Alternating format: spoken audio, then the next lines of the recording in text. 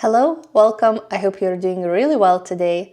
So the first quarter of 2025 is over, and I thought it's just the perfect time to do a system update because things I use and how I use them changed a lot since then. So we started the year with these two. I intended the Sterling B6 common planner to be my main planner and memory keeping place, and this Midori MD B6 size notebook as my reading journal. I think we should start with the common planner, and then after that we will move on to the reading journal. So let's get this out of the way.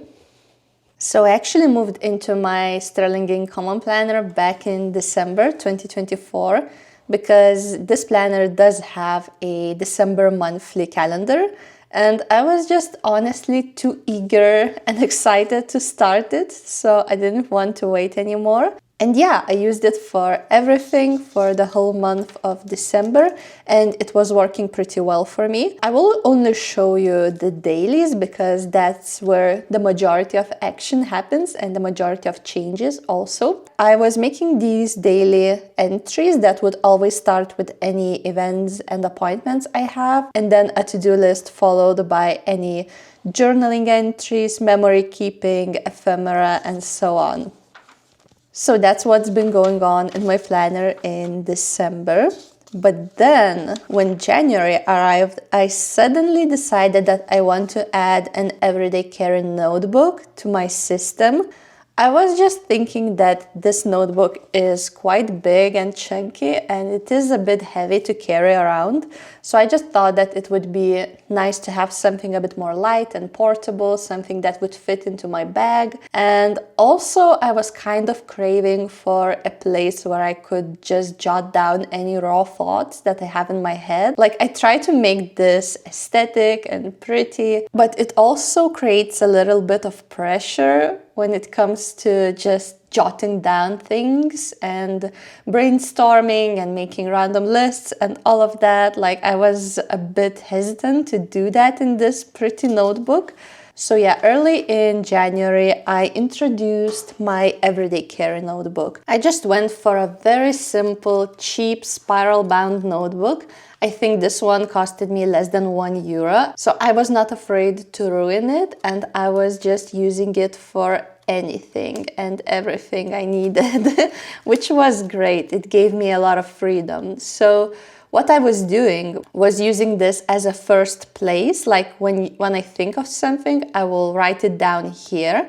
And then in the end of the day, I would look through the information in this notebook and transfer what is important to the big one. And I was doing that quite a lot, but then eventually I noticed that I'm just duplicating a lot of information. Like, I was transferring finished to-do lists, which made no sense to me. If the list is finished, then I no longer use it. I was kind of telling myself that I see the finished to-do lists as a memory, because yes, when I look at that, I can remember like how my day looked like, but it still didn't make sense having the exact same information in two places. So when February arrived, I decided I want to change things. I was intending to keep these little notebooks, so I would have all of this information to look back. So I thought there's just no point in keeping this up to date also. And that is when, for the first time in my life, I decided to separate my planning from my memory keeping.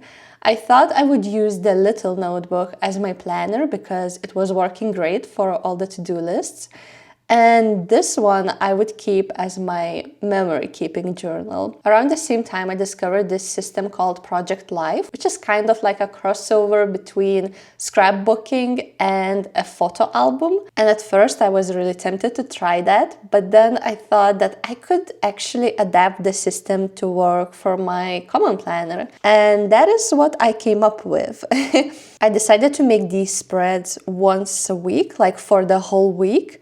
And how it works is I divide each page into 6 squares, and I just stick in anything that will remind me of that week. So it could be the book I was reading, or the videos I was watching, or some stuff that was happening in my life, also like stuff I bought, just anything, honestly. And I've been doing that ever since. Like, that is still what I'm doing. You can see that I have full month of February, and then March starts, and again I have all these spreads to look back to and remember what happened in those weeks. So as I've mentioned, I was making these once per week, which felt very manageable to me. Like, I didn't have to sit down and make a spread like this for every single day. And it is actually really nice. I actually really like just sitting down on weekend, like with a cup of coffee and doing a very nice scrapbooking session. It helps me to reflect on the week also and to remember little things that I would otherwise forget.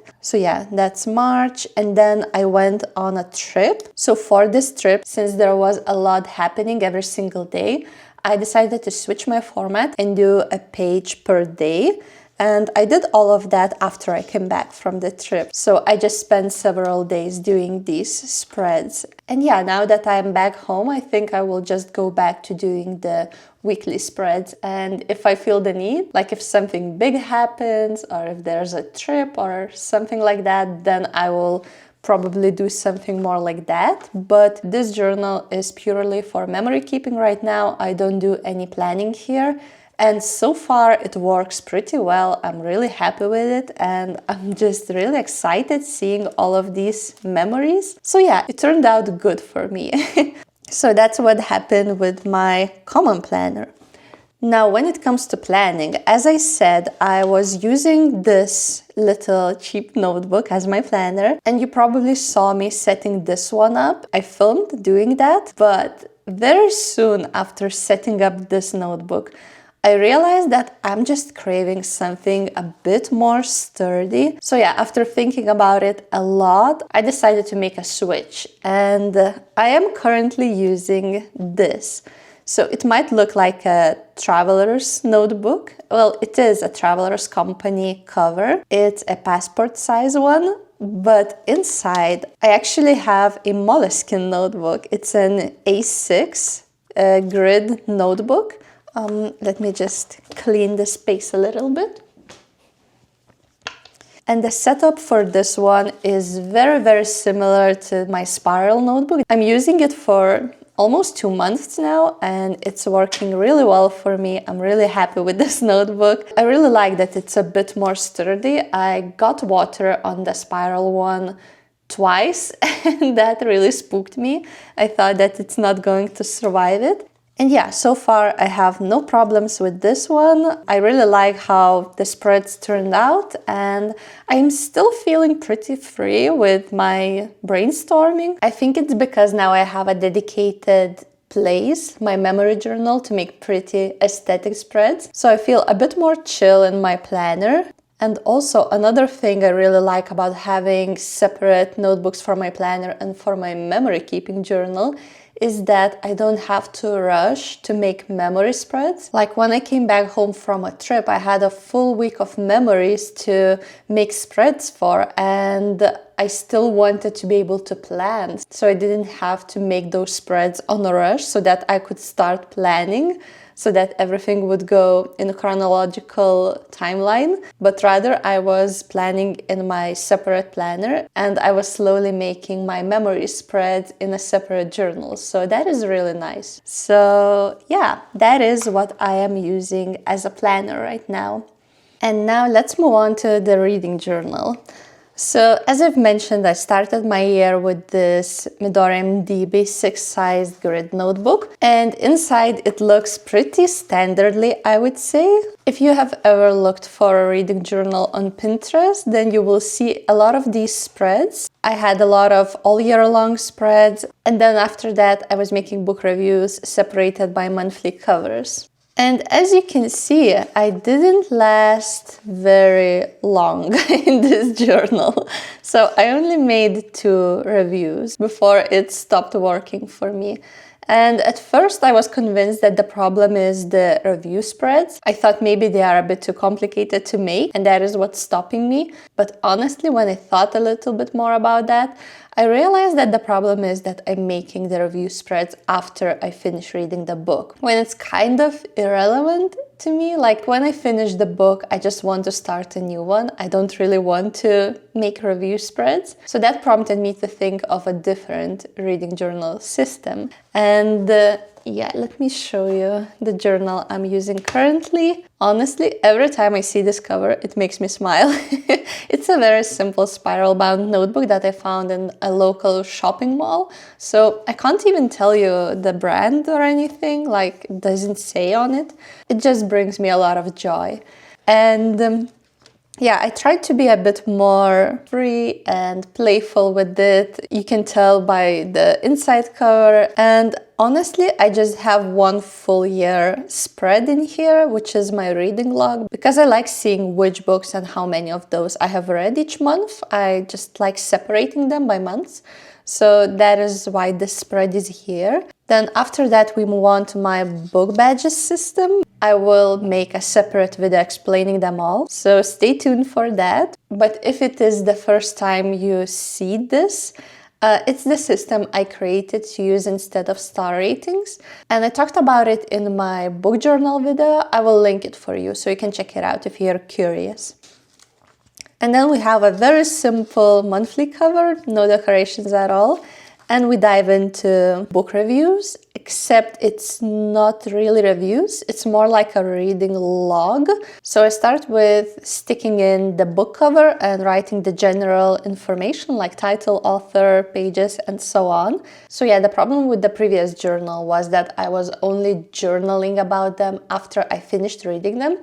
So the change I made with this one is that I'm journaling about them as I read them. And I see this kind of like writing messages about the book I'm reading to a good friend. Like I'm just ranting, like writing my thoughts. I also write down quotes I loved. I have a color code system. So the pink, for example, is for romantic, cute stuff. And the green one is very general, like for just nice quotes. And after I finish reading the book, I just do a very short all-in-all section with what I loved about the book and what could have been better. And I also make this page with my book badges and the mood board for the book because I really like making mood boards. So why not make mood boards for the books I read? And yeah, after that, I just start another reading log. And I've been doing this for several months now, almost. And I'm really happy in this system. Like, I don't want to go back to making these review spreads because this is just so much more fun. And by now it is like an essential part of my reading process. Like when I'm reading, I have my journal beside me, and if I have a thought, I will just write it down, kind of like annotating, but in a journal. And yeah, that is the reading journal I'm currently using, and it works really well for me. Actually, I'm just really happy in my current system. Hopefully, I won't jinx it by saying it. But yeah, that is what I'm currently using, the memory journal, reading journal, and my planner. So we will see what will happen in Q2. I really hope that you enjoyed watching this video. If you did, definitely give it a big thumbs up. That would be very helpful to my channel. And I will see you in my next video. Bye!